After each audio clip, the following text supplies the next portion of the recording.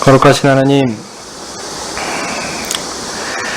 주께서 참 하나님께 나와 예배하는 것이 얼마나 참 어려운 일이고, 이 예배당을 함께 찾아 함께 교제하며 말씀의 귀한 교제를 나누는 것이 얼마나 드물고 또한 힘든 일임을 근래 상황을 통해서 알게 하십니다. 하나님, 우리가 그렇게 어려운 시기를 통해서 참 예전에는 잘 몰랐던 그런 일들의 존귀한 것들을 잘 알 수 있도록 주여 도와주십시오. 그리고 속히 이 곤란한 상황들을 해결하여 주사 다시 함께 모여 즐거운 하나님 말씀의 교제를 나누며 성도의 교제를 누리는 우리 교회가 될 수 있도록 주여 도와주시옵소서. 참 세상이 흘러가는 것들을 보면 참 내가 할 수 있는 것들이 별로 없고, 또 생각하는 대로 잘 되지 않고, 우리가 계획했던 것들이 잘 될까 의심도 많습니다. 그러나 참 오랜 세월 동안 하나님께서 역사하셨던 것들을 생각해 보면 우리가 지금 경험하고 있는 어려운 시간들도 생각보다 많이 짧구나 라는 생각도 하게 됩니다. 이 일이 지나고 돌이켜 봤을 때 그때 그런 일들이 있었지, 이런 식으로 추억할 날들이 또한 곧 오리라 믿습니다. 하나님, 참 그러나 우리가 이 시기에 강렬하게 느끼는 하나님 말씀을 듣고 또 함께 모여 예배하는 것의 소중함을, 또한 그것들이 궁핍할 때 느껴지는 우리의 영적 궁핍을 또한 우리가 깨닫고 알며 기억하며 하나님께 그 소중함들을 소망하며 나아갈 수 있도록 주여 이 시기안을 잘 사용하게 하여 주시옵소서. 우리 성도님들 건강을 지켜주십시오. 참 곳곳에서 질병에 걸려 또 이 문제로 인하여 고통하는 사람들이 많이 발생하고 있습니다. 하나님 지켜주시고 생명을 지켜주시고 건강을 지켜주셔서 참 이 어려움의 시간들을 잘 견딜 수 있도록 주여 은혜 내려주십시오. 하나님, 우리 교회 성도님들 서로 보지 못해 많이 아쉽습니다. 참 빨리 함께 만날 수 있는 날들을 허락해 주시기를 간절히 소원합니다. 그러나 하나님께서 그 개인의 경건의 시간들을 정하게 하시고 그 시간들에 그 시간들 가운데 하나님께서 직접 찾아가셔서 그들이 참 함께 누리지 못하는 그런 안타까움을 주께 직접 나아가 개인적으로 누리는 영성의 시간으로 또한 누릴 수 있을 것들을 누릴 수 있도록 주께서 은혜 주시기를 소원합니다. 하나님과 개인적으로 만나는 그 시간들을 주께서 보장하여 주시옵소서. 우리가 그 시간들을 놓치지 않게 도와주시옵소서. 더욱이 소망하는 것은 함께 모여 함께 예배드리는 그날이 빨리 왔으면 좋겠습니다. 주께서 우리의 성도님들 은혜 주시기를 소원합니다. 지켜주시기를 소원합니다. 예수님 이름으로 기도합니다. 아멘. 네, 오늘 말씀은 고린도전서 14장 1절에서 25절입니다. 고린도전서 14장 1절에서 25절입니다. 제가 읽겠습니다. 고린도전서 14장 1절에서 25절입니다. 사랑을 따라 구하라. 신령한 것을 사모하되 특별히 예언을 하려고 하라. 방언을 말하는 자는 사람에게 하지 아니하고 하나님께 하나니 이는 알아듣는 자가 없고 그 영으로 비밀을 말함이니라. 그러나 예언하는 자는 사람에게 말하여 덕을 세우며 권면하며 안위하는 것이요, 방언을 말하는 자는 자기의 덕을 세우고 예언하는 자는 교회의 덕을 세우나니 나는 너희가 다 방언 말하기를 원하나 특별히 예언하기를 원하노라. 방언을 말하는 자가 만일 교회의 덕을 세우기 위하여 통역하지 아니하면 예언하는 자만 못하니라. 그런즉 형제들아, 내가 너희에게 나아가서 방언을 말하고 계시나 지식이나 예언이나 가르치는 것이나 말하지 아니하면 너희에게 무엇이 유익하리요? 혹 저나 검은고와 같이 생명 없는 것이 소리를 낼 때에 그 의미의 분별을 내지 아니하면 저 부는 것이 검은고 타는 것인지 어찌 알게 되리요? 만일 나팔이 분명치 못한 소리를 내면 누가 전쟁을 예비하리요? 이와 같이 너희도 혀로서 알아듣기 쉬운 말을 하지 아니하면 그 말하는 것을 어찌 알리요? 이는 허공에다 말하는 것이니라. 세상의 소리의 종류가 이같이 많되 뜻없는 소리는 없나니 그러므로 내가 그 소리의 뜻을 알지 못하면 내가 말하는 자에게 야만이 되고 말하는 자도 내게 야만이 되리니 그러면 너희도 신령한 것들을 사모하는 자인즉 교회의 덕 세우기를 위하여 풍성하기를 구하라. 그러므로 방언 말하는 자는 통역하기를 기도할지니 내가 만일 방언으로 기도하면 나의 영이 기도하거니와 나의 마음은 열매를 맺히지 못하리라. 그러면 어떻게 할꼬? 내가 영으로 기도하고 또 마음으로 기도하며 내가 영으로 찬미하고 또 마음으로 찬미하리라. 그렇지 아니하면 내가 영으로 축복할 때에 무식한 처지에 있는 자가 내가 무슨 말을 하는지 알지 못하고 내 감사에 어찌 아멘하리요?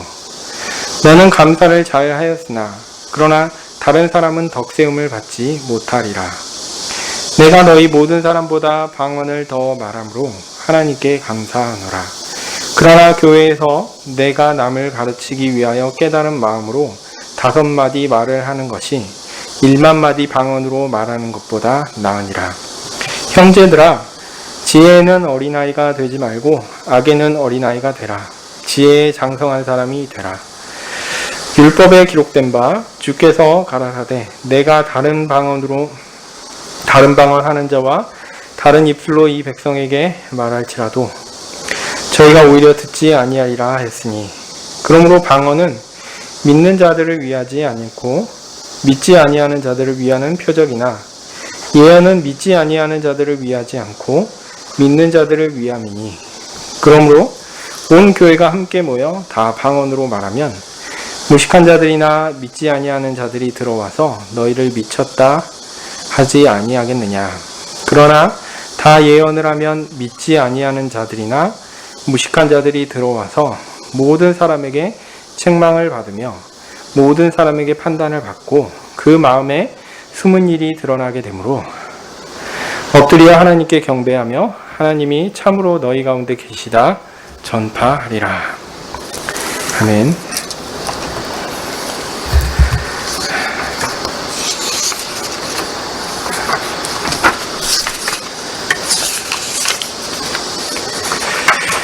네, 우리는 고린도전서를 통해서 바울이 고린도 교회에 주고 있는 여러 교훈들을 살펴보고 있습니다. 12장부터는 영적인 은사에 대한 내용을 살펴보고 있죠.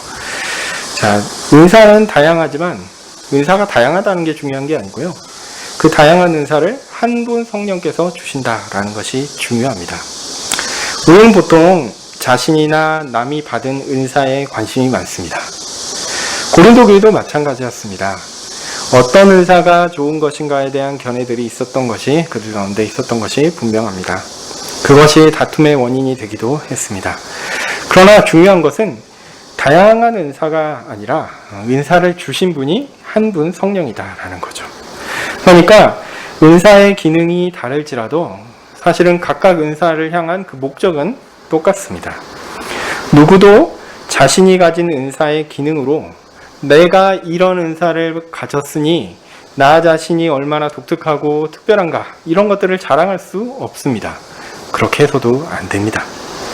왜냐하면 은사는 상이 아니기 때문입니다. 은사는 그냥 주어진 것이지 이게 누군가 뭔가를 해서 상으로 주어진 것이 아니기 때문이죠. 내가 어떤 가치가 있어서 그 은사를 획득한 것이 아닙니다. 은사는 성령께서 그냥 주신 것입니다.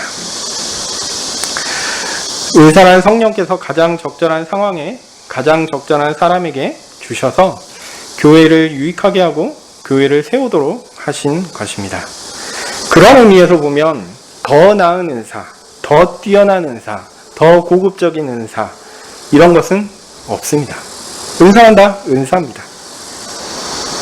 세상 사람들은 어떤 일에 가치를 부여해서 무엇이 더 좋고 무엇이 더 뛰어나고 뭐 그런 평가를 하기도 합니다만 교회가 그런 세상 사람들의 평가하는 것들을 따라할 필요 있습니까? 없죠.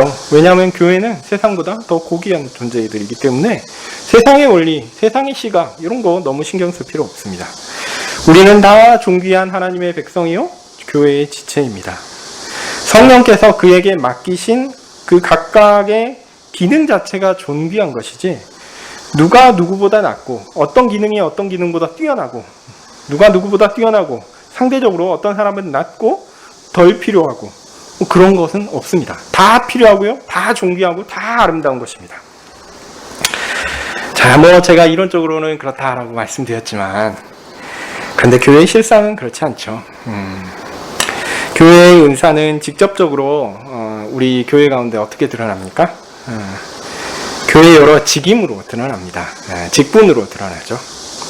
사람들은 그런 직임이나 직분을 일종의 계급 구조로 이해하는 경향들이 많습니다. 물론 질서의 측면이 있죠. 모든 것이 완전하지 않고 또한 죄가 만연한 세상 가운데 교회에도 어떤 의미에서는 그 죄로 인해서 왜곡된 구조들이 있거든요. 이거는 부인할 수 없어요.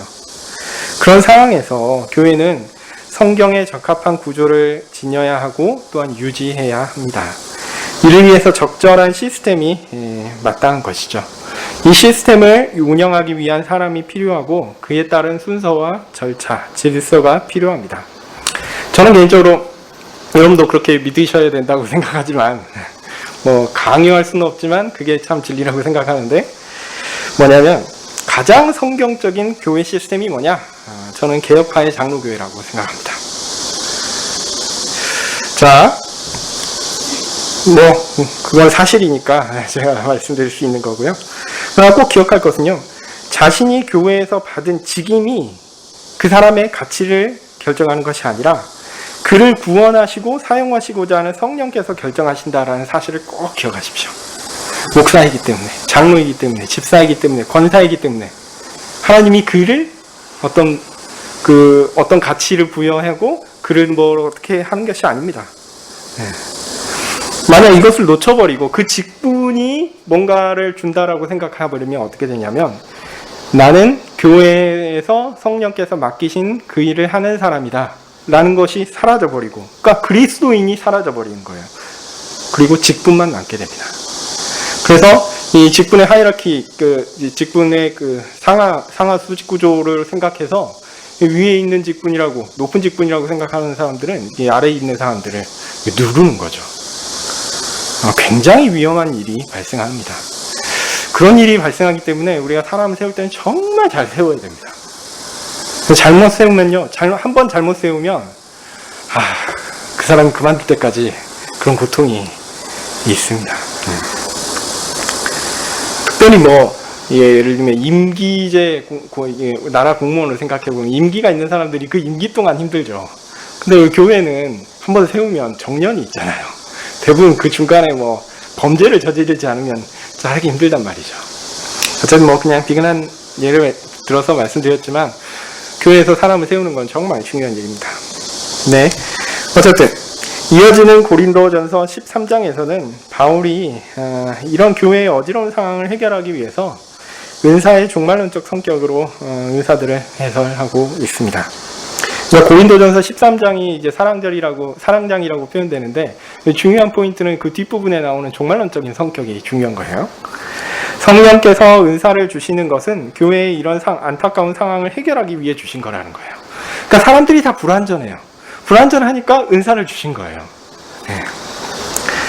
그러니까 교회가 불완전하니까 이를 보완하고 또한 온전함을 추구하기 위해서 이런 은사가 주어진 것이다 라는 거죠. 그것을 표현하는 말이 부분적이다 라는 표현입니다. 나중에는 이런 은사들은 필요합니까? 필요하지 않습니까? 대부분 필요 없어요. 다 필요 없어요. 왜냐하면 나중에는 완전해지기 때문에 이 불완전함이 없어지니까 이 불완전함을 어떻게든 좀 보존하고 불완전함을 어떻게든 좋게 개선하고 이게 좀 좋게 하는 것들을 지켜나가기 위한 그런 요소들은 없어질 것이다 라는 거죠. 자, 그렇다면 지금의 불완전한 교회에 주어진 이 은사들을 지혜롭게 잘 사용해야겠죠. 부분적으로 알려진 것이 교회의 유익이 되도록, 교회의 유익을 위해 사용되도록 겸손하고 친절하게 은사는 사용되어야 할 것입니다.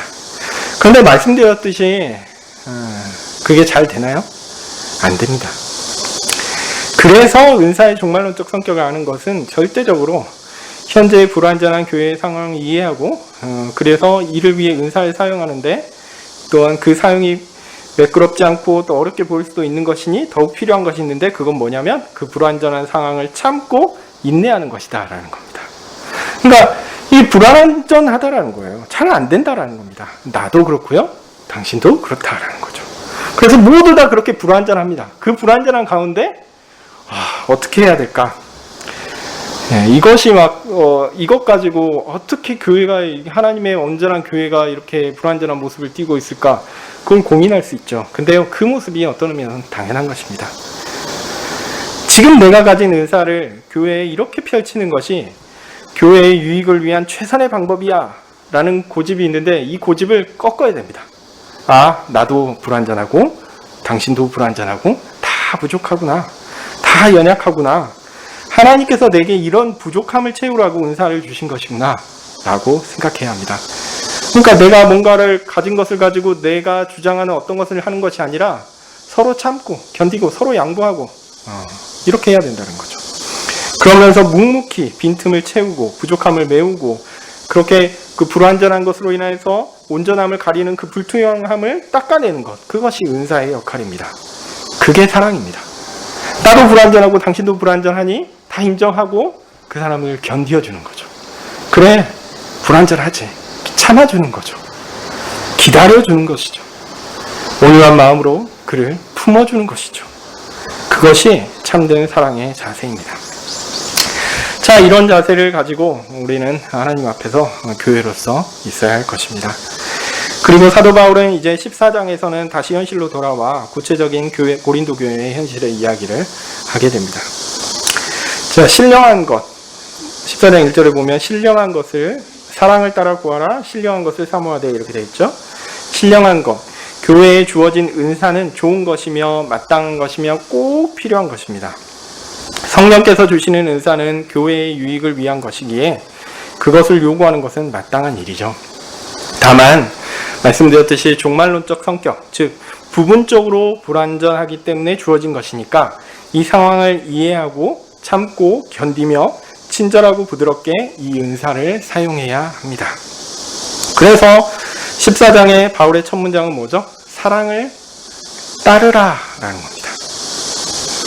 그 기초에서 하나님의 은사를 구하고 찾는 것이 마땅한 일입니다. 사랑 가운데 은사를 추구해야 합니다. 좋은 일이죠. 그러면서 바울은 강조하여 이야기합니다.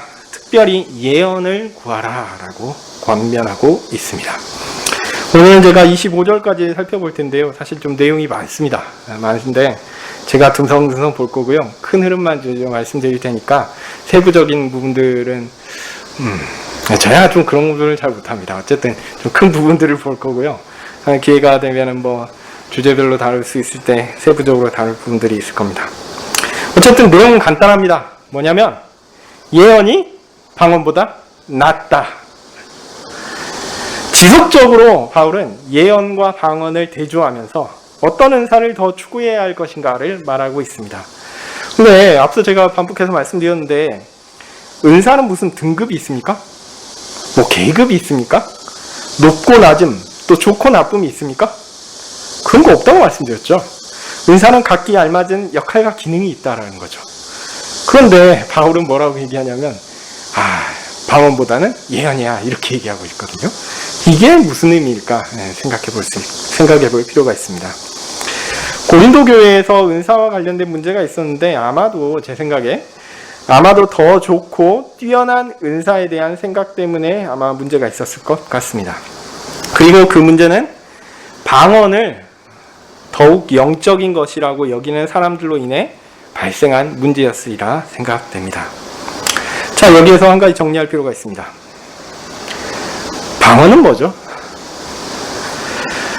일단 방언은 무엇입니까? 이게 좀 애매한데요.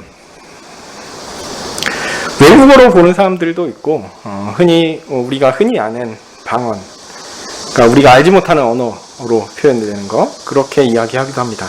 근데 오늘 본문에서 바울이 이야기하는 방언은 외국어라기보다는 후자, 그러니까 우리가 알지 못하는 언어로 보는 것이 맞는 것 같습니다. 그러니까 사도행전에서 이야기 나오는 그 오순절 성령 강림 사건 이후에 발생했던 그 언어, 여러 언어들이 말해진 것들은 아마 외국어로 표현된 것 같아요. 그건 확실한데, 고린도 교회에서 얘기하는 이 방언은 외국어는 아닌 것 같습니다. 우리가 알지 못하는 언어로 우리가 흔히 얘기하는 방언으로 되는 것 같습니다. 심지어 이 방언을요, 말하는 사람도 그 의미를 잘 알지 못하는 것이라고 이게 바울은 이야기하고 있기 때문에 아마 더욱더 그렇게 생각됩니다. 그러니까 이 방언을 해석해 줄 통역이 필요하다는 거죠. 그 방언이 무슨 의미인지 알려면요. 어쨌든 중요한 것은 방언은 하나님으로 인한 것이라고 여겨집니다. 바울은 방언이 성령의 은사임을 부정하지 않습니다. 그러니까 방언은 교회에 필요한 것이죠. 그래서 하나님께서 필요하시면 그 방언을 교인들에게 주실 수 있습니다. 오순절 교파 때문에 이 오순절 교파는 이 방언을 너무 소중히 여겨가지고 그래가지고 정반대로 나가서 개혁파 쪽에는 그 방언이 없다라고 주장을 하시는 분들도 있어요.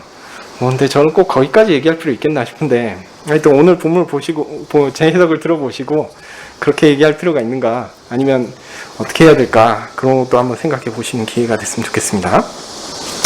네, 어쨌든 방언은 하나님으로 인한 것이고요. 바울은 방언이 성령의 은사임을 부정하지 않습니다. 자, 그런데 고린도 교회의 일부 교인들은 방언을 매우 신령한 은사, 성령께서 주신 것 중에서도 매우 가치가 있는 고귀한 것으로 여겼습니다. 그래서 방언을 하면요, 뭔가 더 고상한 것처럼 생각했습니다. 제 생각에 충분히 그럴만해 보입니다. 하나님은 우리가 이해할 수 없는 존재시죠. 그래서 하나님을 우리는 어떻게 표현하냐면 신비하신 분, 신비로우신 분, 이렇게 표현합니다. 그분께서 주신 것도 그렇게 신비로우신 분이 주셨으니 신비로운 것으로 드러날 것이다 라고 생각할 수 있습니다. 하나님은 우리가 알 수 없으니 하나님이 주신 것이 우리에게 드러날 때도 우리가 알 수 없는 것으로 드러날 수도 있는 것이죠. 네, 그럴 수 있습니다. 자, 그리고 신비로운 것은 사람이 이해할 수 없는 현상이나 언어를 통해 나타난다라고 생각하는 것이 어떤 의미에서는 당연할 수도 있습니다. 그러니까 하나님의 그 놀라운 신비가 우리 사람을 통해서 드러날 때 어떤 구체적인 현상이나 우리가 이해할 수 있는 것보다는 우리가 이해하지 못하는 어떤 그 신비로운 현상을 통해서 이렇게 드러날 수 있다는 거죠. 이거를 뭐 상품으로 따져서 얘기하면 고가의 상품은 아주 좋은 고급 포장지에 쌓여 있는 것과 마찬가지입니다. 그러니까 하나님의 신비가 우리 가운데 드러날 때는 뭔가 신비로운 어떤 것으로 포장되어 있어야 된다는 거죠. 그리고 그 방언이 그런 의미에서 아주 신비로운 은사인 겁니다. 왜냐하면 못 알아먹거든요. 은사도 그런 방식으로 판단한 것 같습니다. 더 신비로울수록, 사람들이 일반적으로 쉽게 이해하지 못할수록 더 고상하고 좋은 은사다라는 거죠. 누구나 할 수 없을 것 같은, 누구나 쉽게 이해할 수 없을 것 같은, 그래서 사람들이 그런 은사의 활용을 보고 경험할 때 이게 무슨 일이지? 사람들이 수근수근거리면서 야, 저거 진짜 신비로운데? 진짜 하나님이 뭔가 역사하시는 것 같은데? 이런 반응을 기대하기는 하는 은사가 정말 좋은 은사다라고 생각하는 것이죠. 제가 말씀드렸지만 대표적인 것이 방언이라고 할 수 있습니다. 방언의 특징은 뭐냐면 듣는 사람들이 무슨 말인지 모릅니다. 일단 몰라요. 근데 뭔가 말해지는 것 같아요. 듣는 걸 보니까 뭔가 있는 것 같아요. 예. 뭔가 있는 것 같이 합니다. 뭔가 성령께서 그의 입에 어떤 소리를 내도록 직접 역사하신 것 같아요. 신령한, 즉 성령의 역사가 지금 발생하고 있다, 이런 느낌이 옵니다. 느낌이 와요. 우리가 이해하지 못하고 알 수 없는 신비로운 일이 그 방언을 하는 것을 보면 그렇게 임하고 있는 것처럼 보입니다. 이런 현상을 보면서 하나님께서 역사하시는구나 느껴지죠. 하나님께서 우리가 인지하는 현상 가운데 나타나신 일이 매우 드문데, 방언은 하나님께서 그렇게 놀랍게 현장 가운데 역사하시는 것처럼 보인다는 거죠. 아니, 들린다라는 거죠. 그래서 방언으로 기도하면 하나님께서 더욱 확실하게 일하신다라고 생각하는 일들이 많습니다. 일반적으로 그렇습니다. 예전에 저는 이런 기억이 있습니다. 대학 시절에 함께 살았던 후배가 있었는데요. 이 후배가 암투병을 하다가 제가 독일에 있을 때 하늘나라로 갔어요. 그 친구가 이제 병원에 입원했을 때 한번 찾아간 적이 있었는데 그 친구 친척 중에 한 분이 기도하자면서 방언 기도가 가능한 분들은 방언으로 기도하자고 하시면서 막 기도하시더라고요.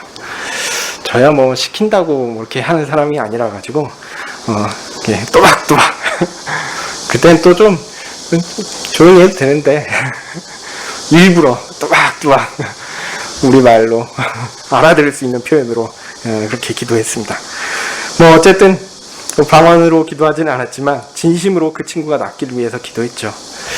그 친구는 이제 여러 차례 증상이 호전됐다가 악화되기도 했습니다.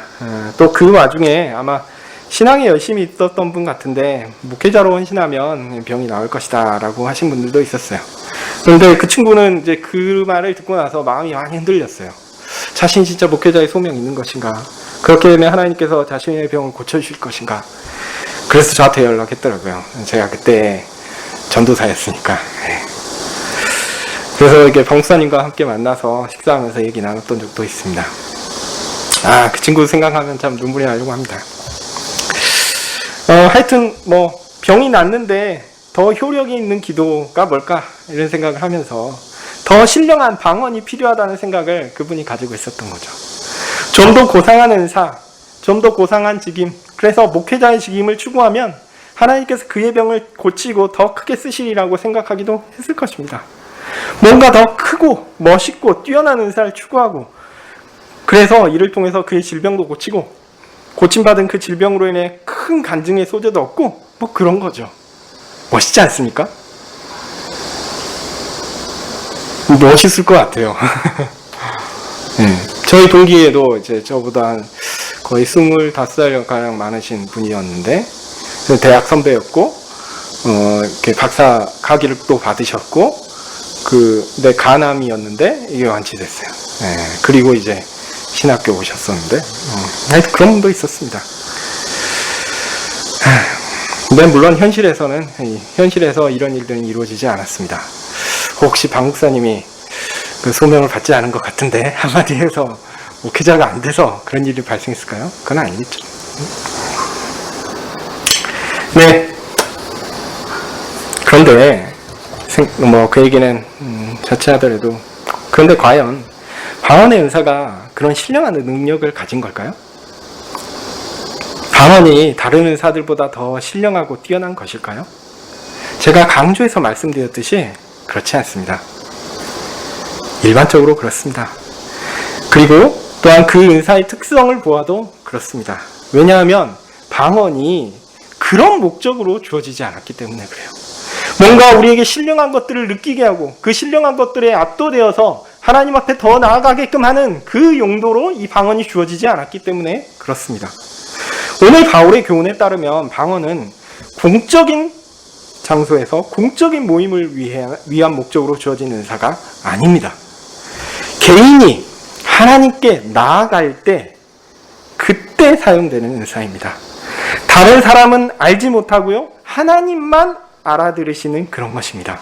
그러니까 방언의 용도는 공적 예배를 위한 것이 아니라 개인의 영적 생활을 위한 것이었습니다. 그렇기 때문에 방언은 다른 은사보다 더 신령한 것이라고 할 수 없어요. 오히려 더 내밀한 것이라고 할 수 있죠. 더 뛰어난 것이 아니라 더 은밀한 것이라고 할 수 있습니다. 공적인 것이 아니라 개인적인 것입니다.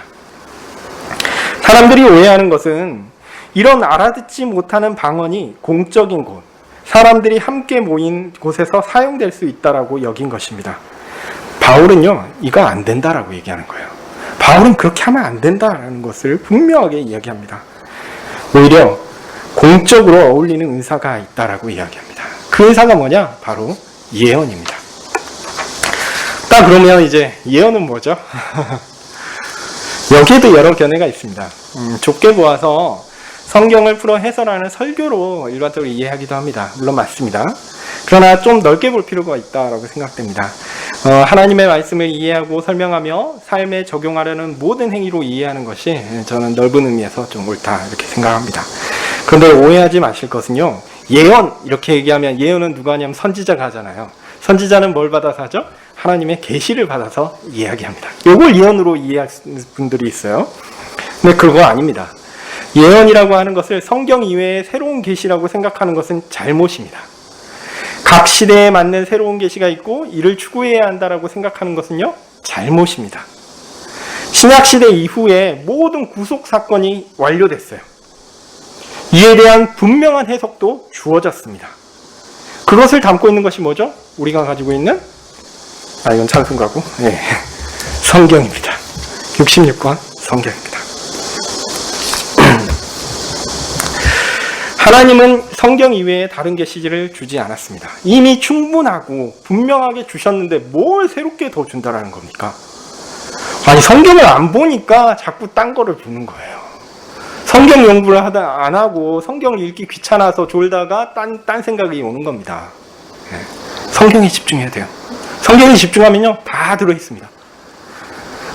우리가 구원을 얻는 지식도 있고 우리가 삶을 살아가는 지식도 다 들어있습니다. 이미 충분하고 분명하게 주셨습니다. 그러니까 성경 이외에 새로운 계시를 이야기하면 그 순간 그거는요 이단입니다. 100% 이단입니다.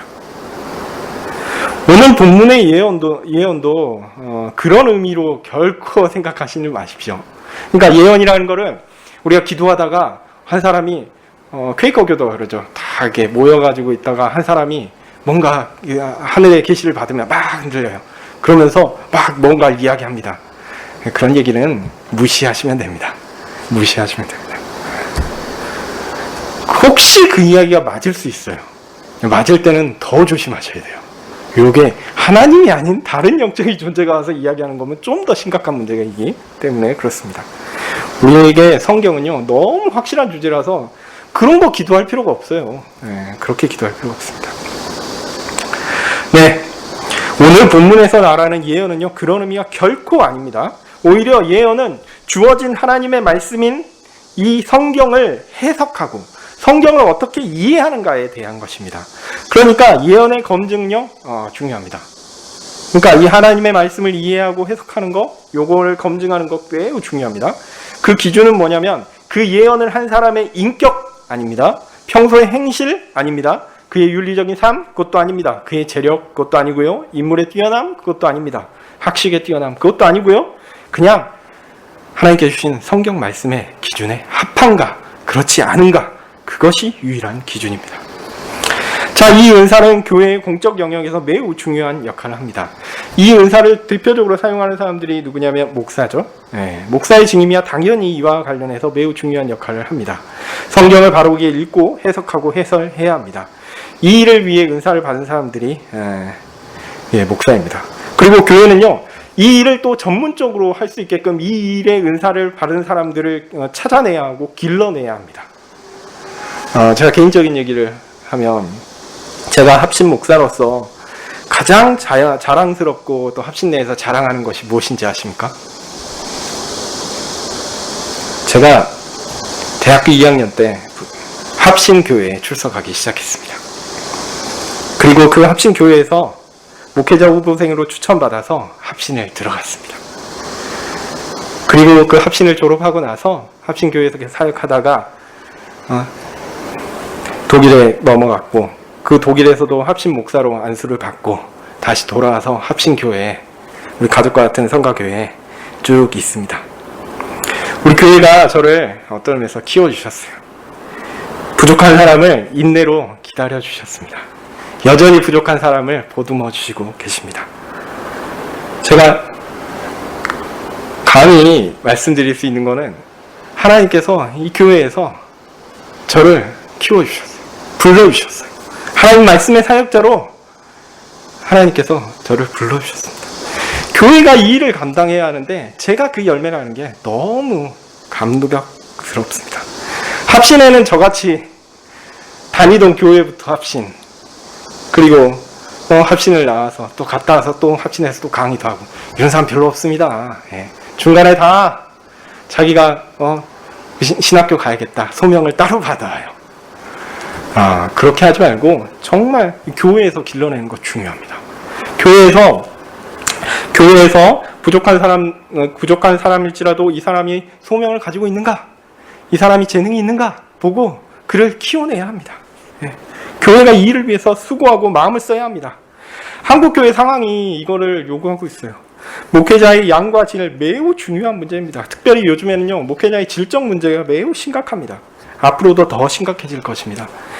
교회에서 열심히 있고 성실하며 똑똑한 친구들은요, 앞으로 사업을 잘해서 교회의 재정에 큰 도움이 될 그런 사람으로 키울 생각을 하지 마시고요, 목회자로 키울 생각을 해야 합니다. 교회가 꾸준히 그 일을 신경 써야 합니다. 우리 교회에 그 일에 적합한 사람이 없다면 어떻게 해야 됩니까? 그러면요, 혹시 다른 교회에서 그런 인재를 키운다라고 하면 이를 적극적으로 또한 도와야 합니다. 우리 교회만 너무 매이지 마시고 옆 교회에서 그런 사람을 키운다고 도와달라 그러면요, 도와줘야 됩니다. 이를 적극적으로 도와야 합니다. 물론 실패할 수도 있습니다. 그렇지만 모든 일이 항상 순조롭게 이루어지겠습니까? 그러나 이 일들을 위한 노력은 반드시 필요합니다. 네. 그러니까 목회자를 키우는 그 일을 위해서 우리 교회가 수고해야 한다라는 말씀을 드렸고요. 이 얘기는 잠깐 딴 얘기입니다. 이제 본문으로 다시 돌아갑니다. 예언, 즉 하나님의 말씀을 이해하고 해석하며 삶에 적용하려는 모든 행위는 개인적인 행위가 아니라 단체적이며 공적인 일이라고 할 수 있습니다. 이 일은 교회를 세우는데 큰 역할을 합니다. 3절에서는 뭐라고 얘기하냐면 덕을 세우며 권면하며 안위하는 것이다 라고 표현합니다. 근데 제가 이 본문을 보면서 느끼는 건데 참 몇 단어가 이 본문의 흐름을 이해하기 어렵게 만드는 번역들이 있어요. 그 중에 대표적인 게 뭐냐면 3절의 덕과 4절의 자기 덕입니다. 3절에 덕을 세우며 라고 하니고 4절에 자기 덕을 세우는 것 이렇게 나오니까 이게 두 개가 똑같은 의미로 생각될 수 있어요. 근데 전혀 다릅니다. 3절은 교회의 덕을 세우는 거고요, 4절은 개인의 덕을 세우는 것입니다. 이게 이 부분을 구별해서 오해하지 않도록 좀 보셔야 됩니다. 그러니까 방언은 개인을 세우고 예언은 교회를 세우는 것입니다. 예언은 이렇게 공적인 역할을 하는 은사입니다.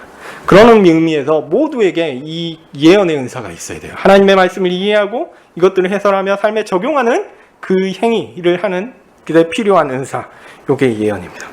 이게 모두에게 있어야 되고 또한 모두가 함께 있을 때 특별히 있어야 하고 이를 통해 교회가 세워지고 서로에게 위로와 권면과 평안을 줄 수 있는 이 은사가 필요합니다. 하나님의 말씀을 바르게 이해하여 삶에 적용하는 행위는 예배 가운데 있을 수도 있고요, 성도의 교제 가운데 있을 수 있고 교회로 함께 모여 하는 모든 것 가운데 있을 수 있는 것입니다. 예언의 특징은 우리가 모두가 알아들을 수 있다는 점에 있습니다. 이것은 언어적 소통이 가능하다라는 것뿐 아니라 그 내용을 이해하고 그것을 시적절하게 적용하는 것까지 포함한다라고 할 수 있습니다.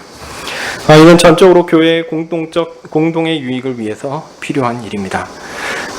이게 굉장히 중요한 건데 그냥 말만 통해서 되는 게 아니라요, 이게 이해돼야 하고 이걸 적용하는 것, 바르게 적용하는 것도 요 은사에 들어간다는 거죠. 대강의 내용을 말씀드렸지만 바울이 왜 방언보다 예언을 사모하라고 했을까요? 바울 자신이 말하기를 5절에 고린도 교회 모두가 방언하기를 원한다라고 했습니다. 방언이 주는 유익은 분명히 있습니다. 그것을 통해 하나님께 나아가 더 깊은 교제와 유익을 누릴 수 있습니다. 그러니까 바울은 결코 방언을 부정하지 않습니다. 그러나 문제는 방언이 그 성격상 교회의 공적인 모임에 사용되기에는 부적합하다라는 것이죠. 그런데 고린도 교회의 일부 성도들이 방언을 잘못 이해해서 이것이 좀 더 신령하고 좀 더 효과 있고 좀 더 능력 있고 좀 더 고상하고 좀 더 멋있고 좀 더 높은 은사라고 여기면서 공적인 자리에서도 이를 드러내기 위해 방언을 사용했던 것이죠. 바울은 이것이 옳지 않다라고 이야기합니다. 왜냐하면 방언의 용도가 그런 용도가 아니고 이런 방식을 통해서 교회가 세워지지 않기 때문에 그렇습니다. 교회의 유익은 은사의 영적 시행을 통해서 얻어지는 것이 아닙니다. 6절에서 말씀하듯이 계시나 지식이나 예언이나 교훈이 있어야 합니다. 요것 없으면 안 된다라는 거예요. 요것이 있어야지 공적 유익이 될 수 있다라는 거죠. 그래서 우와, 저 사람이 말하는 방언의 언어는 참 신령한 듯하다라는 느낌, 종교적인 황홀감이 만들어내는 어떤 감정, 이런 것이 아닙니다. 그의 말하는 내용이 성경 내용에 합하여 바르게 성경을 이해하고 해석하며 그것을 시적절하게 우리에게 적용시키고 있는가? 이것이 교회 전체를 위하여 유익이 된다는 겁니다. 이걸 놓쳐버리고 종교적 감정에만 사로잡혀서 무엇이 정말 신령한 것인가를 착각하게 되면요, 이게 큰 문제가 됩니다. 이처럼 의사는 교회 전체에 유익을 끼치기 위해서 중요한 것이고요. 요거는 그곳에 모인 사람들이 그것을 그 예언으로 시행된 것을 이해하고 참여할 수 있는가라는 겁니다. 자, 7절부터 10절까지 내용을 간략하게 말씀드리면요. 소리가 음악이 되려고 하면은 뭐가 있어야 됩니까? 화음이 있어야 돼요. 음색의 차이가 있어야지 그 안에 어떤 의미를 담을 수 있습니다. 이게 없이 맨날 웅웅 다 그리고 빽빽거리면 그건 음악이 아니죠. 또한 어떤 소리에는 기능을 담을 수도 있습니다. 나팔 소리는 전쟁을 경고하는 것이죠. 그렇게 정해놨는데 지금 나는 소리가 나팔 소리인지 기타 소리인지 리코더 소리인지 구분이 안 되면 어떻게 되겠습니까? 아무 쓸모없는 거예요. 대중 앞에서 그들이 알아들을 수 없는 소리를 낸다면 그 소리의 대상은 그 대중이 아닌 겁니다. 그 대중들은 이게 소음 덩어리를 듣고 있는 거죠. 실제로 알아들을 수 없는 방언이 교회의 공적인 예배 가운데 아니면 공적인 모임 가운데 행해지면 어떤 일이 발생하는 겁니까? 신령한 것이라기보다는 소음 덩어리가 되는 겁니다.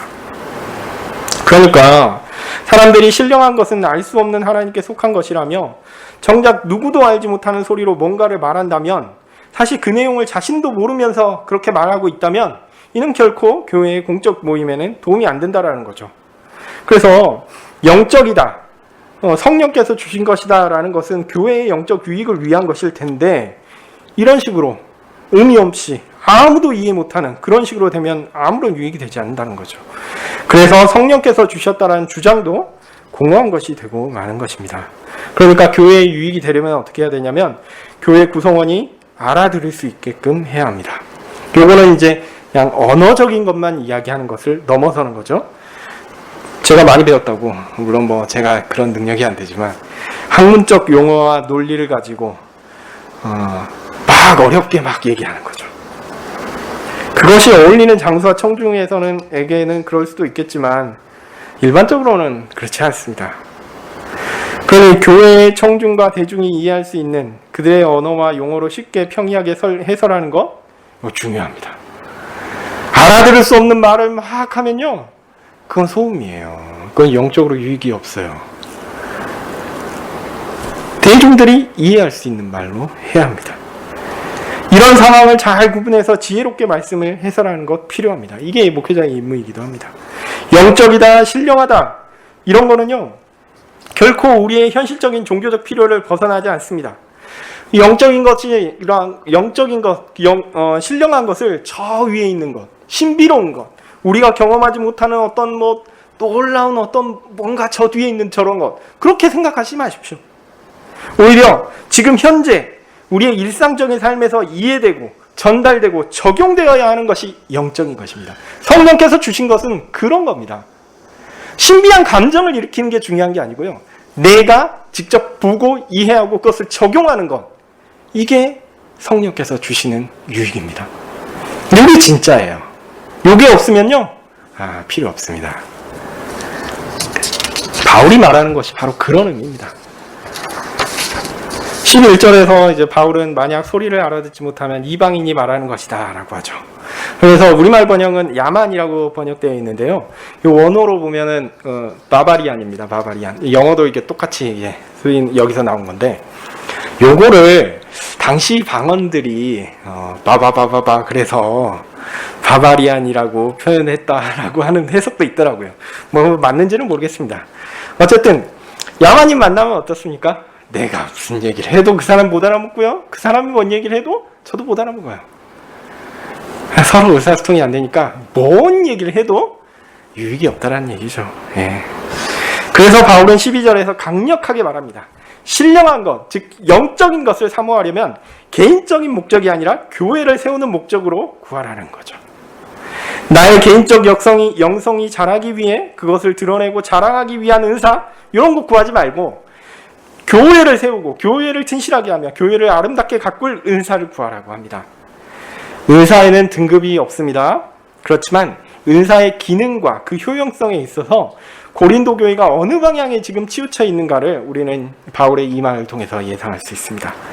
개인적인 영성을 위한 은사를, 대표적으로 방언이죠. 요 방언을 구하고 요걸 중시 여긴 거죠. 그래서 공적인 곳에서 사용한 거예요. 그러니까 잘못 사용한 겁니다.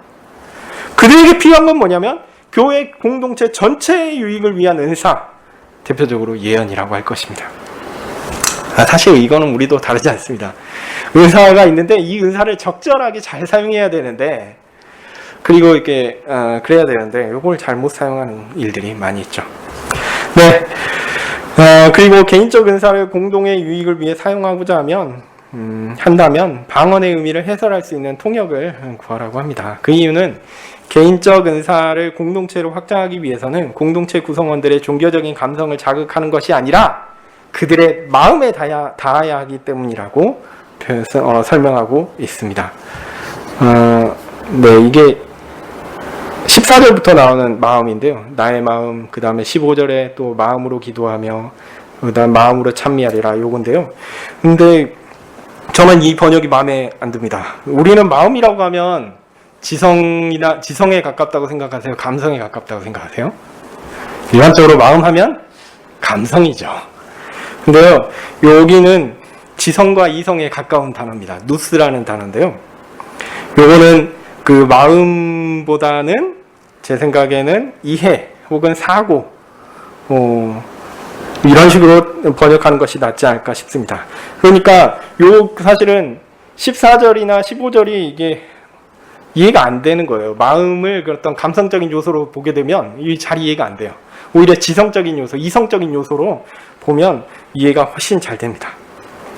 그러니까 하여튼 중요한 건 뭐냐면 공동의 언어로 이해가 가능하도록, 내 마음의 감성적인 걸 자극하는 게 아니라 내가 그걸 깨닫고 그것들을 이해하고 그것들을 받아들이는가, 요게 중요하다는 거죠. 알지 못하는 것을 교회의 공적 모임에서 사용하는 것은 옳지 않다라는 겁니다. 모두가 이해하고 모두가 동의하는 그것이 공동체의 유익이 된다는 거죠. 자, 그렇다면 교회의 공적 모임 가운데 은사들이 발휘될 때 모든 교회 구성원들이 그 은사의 유익을 누릴 방법은 무엇일까요? 바로 20절에서 말하는 바와 같이 지혜, 즉 생각하는 일, 아까 제가 말씀드렸죠, 뭐죠? 그 이해, 사고, 그 마음이 요거예요. 그래서 생각하는 일에 있어서 어린아이와 같은 사람이 되지 말고 능숙한 사람이 되어야 한다는 겁니다. 이성을 가지고 생각을 하고 나의 고민을 가지고 그 말을 이해하며 숙고하며 판단해서 구체적으로 어떻게 적용해야 할 것인가 고민하는 것, 요거를 따져보는 것, 요것이 우리가 예언을 통해서 누려야 할 공적인 유익인 것입니다. 자, 바울은 21절부터 방언에 대해서 한 내용을 또한 이야기하는데요. 이 부분은 좀 더 부정적입니다. 이 부분을 이야기하는 것도 좀 중요한데요. 왜냐하면 좀 심각하기도 하기 때문에 그렇습니다. 저는 개인적으로 바울이 꼭 굳이 이런 얘기까지 해야 될까? 왜냐하면 방언에 대해서 강조했던 사람들이 이 부분을 읽으면 굉장히 화를 낼 거거든요. 나중에 이제 바울 천국에서 만나면 이런 걸 물어볼 수 있을지 모릅니다. 너무 감정을 건드리신 건 아닌가? 무슨 얘기냐? 방언의 특징은 사람들이 알아듣지 못한다라는 것이었죠. 그런데 하나님께서 선지자로 하여금 그렇게 알아듣지 못하는 말로 전하는 경우가 있었다라고 바울은 이야기하고 있어요.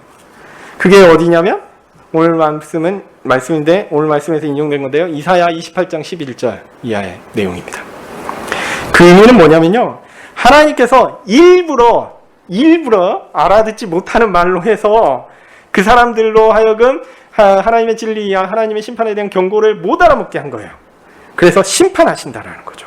그러니까 못 알아듣는 신령한 언어라는 것이 성경에서 사용될 때는 진리를 가리고 심판을 받게 하도록 이해하지 못하고 또한 나락에 떨어뜨리는 저주를 위하여 행해진 거라는 거예요. 그러니까 우리가 생각할 때 우리가 알아듣지 못하는 신령한 그 방언이 뭔가 고상한 것처럼 되는데 실제로는 그런 알아듣지 못하는 말은 성경에서는 어떤 식으로 사용되었다? 저주를 위해서 사용됐다라는 거예요. 그러니까 방언이 성경에서 사용되는 방식은요, 믿지 않는 사람들을 향한 심판과 저주의 말씀으로 사용된 것이지 긍정적으로 사용된 게 아니다라고 바울은 이야기합니다.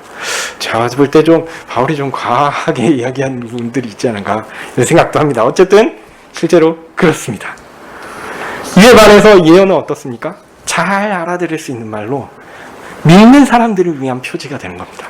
왜냐하면 하나님께서 선지자를 통해서 알아들을 수 있는 말로 그의 마음 가운데, 그의 이성 가운데, 지성 가운데 딱 오셔서 이해하게끔 하는 거죠. 저 말은 나에게 심판이 온다는 얘기네? 빨리 하나님께 도망가야지. 빨리 이 일을 피해야지. 이렇게 되는 거죠. 근데 알아듣지 못하는 말로 막 얘기하면 되겠습니까? 비행기 내에서 사고가 터졌는데 제가 알아듣지 못하는 언어로 막 얘기를 하면 어떻게 피해야 될 줄 알겠어요? 못 피하는 거죠. 그냥 죽으라는 거죠. 그런 겁니다. 또한 교회 공적 모임에서 알아듣지 못하는 방언을 사용하는 것은 초신자들이나 불신자들에게 상당한 거부감을 줄 수 있다라고 바울은 이야기합니다.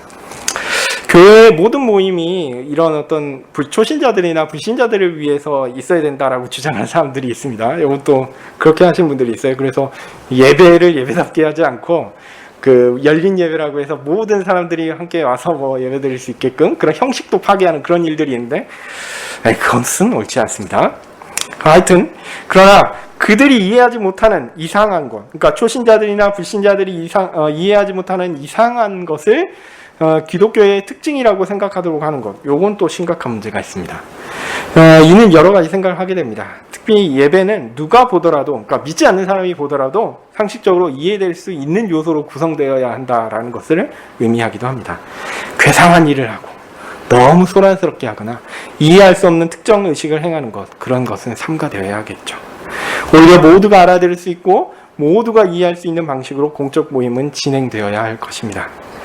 하나님은 그런 방식으로 사람 마음에 숨겨진 것을 드러내시고 하나님께 경배하고 하나님께서 계심을 알게 하실 것입니다. 오늘 우리는 방언과 예언이라는 은사에 대해 바울이 어떻게 해설하고 있는가를 간략하게 살펴보았습니다. 사실 이 부분은 생각할 내용들이 상당히 많다고 여겨집니다.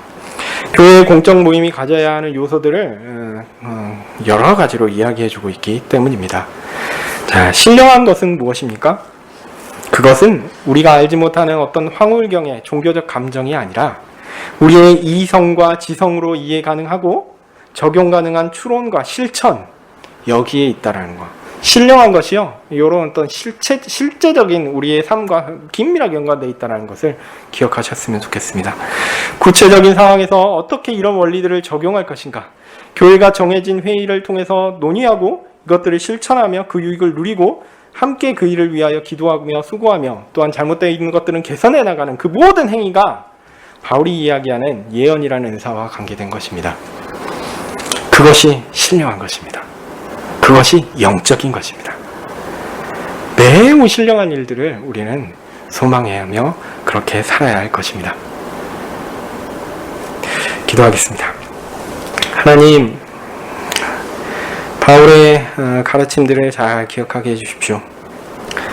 진짜 신령하고 진짜 하나님께서 주신 것, 진짜 성령으로 말미암은 것은 우리가 이해하지 못하는 것에 있지 않고 우리가 하루하루 삶을 살아가며 구체적으로 경험하는 하나님 말씀에 따른 삶, 하나님으로 인한 실천, 그런 것에 있음을 우리로 알게 해주십시오. 그렇게 우리가 예언의 은사를 소망하며 그 예언의 은사의 경험을 우리의 삶 가운데 경험하고 교회 가운데 풍성히 일들이 경험될 수 있도록 주여 은혜 주시기를 간절히 소원합니다. 예수님 이름으로 기도합니다. 아멘. 하늘에 계신 우리 아버지여, 이름이 거룩히 여김을 받으시오며 나라의 임하옵시며 뜻이 하늘에서 이룬 것 같이 땅에서도 이루어지이다. 오늘날 우리에게 일용할 양식을 주옵시고 우리가 우리에게 죄 지은 자를 사하여 준 것 같이 우리 죄를 사하여 주옵시고 우리를 시험에 들게 하지 마옵시고 다만 악에서 구하옵소서. 대개의 나라와 권세와 영광이 아버지께 영원히 있사옵나이다. 아멘.